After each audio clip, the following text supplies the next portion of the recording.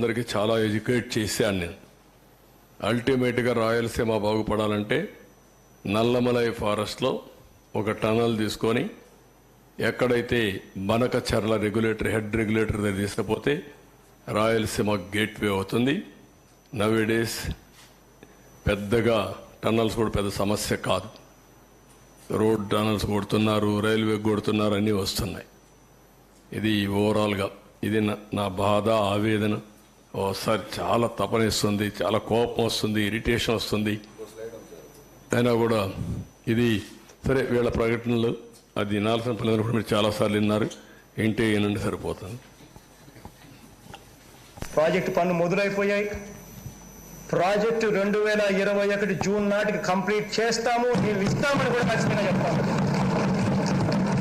Project మంచి స్పీడ్లో జరుగుతూ ఉంది. ప్రాజెక్టు బాగా కూడా పనిచేస్తూ ఉంది. బాగా కూడా వర్కులు కూడా జరుగుతూ ఉన్నాయి. అధ్యక్ష, ఈ ప్రాజెక్టును 1 మినిట్ మీరు అక్కడ మాట్లాడినప్పుడు చూశారు. 2021లో మాట్లాడుతున్నాడు.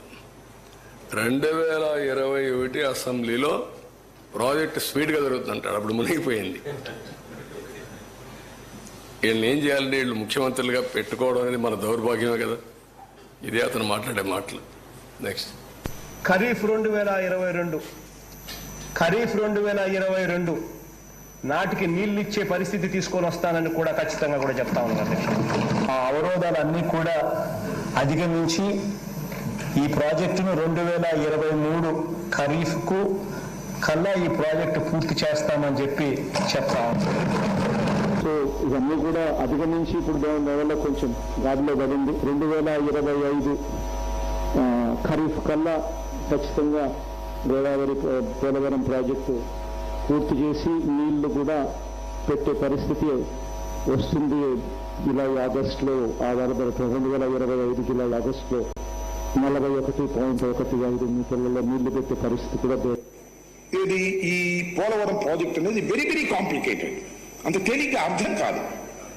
ఏంటి అంత అర్థం కాదని గట్టిగా చెబుతున్నానంటే నాకు అర్థం కాలేదు. కాబట్టి నేను అనేక సార్లు విజిట్ చేసి స్టడీ చేసి అనేక మంది అడ్వైజర్తో మాట్లాడిన తర్వాత నేను నిర్ణయం తీసుకున్నా ఇది ఇప్పుడు పూర్తయ్యేది కాదు అని చెప్పిన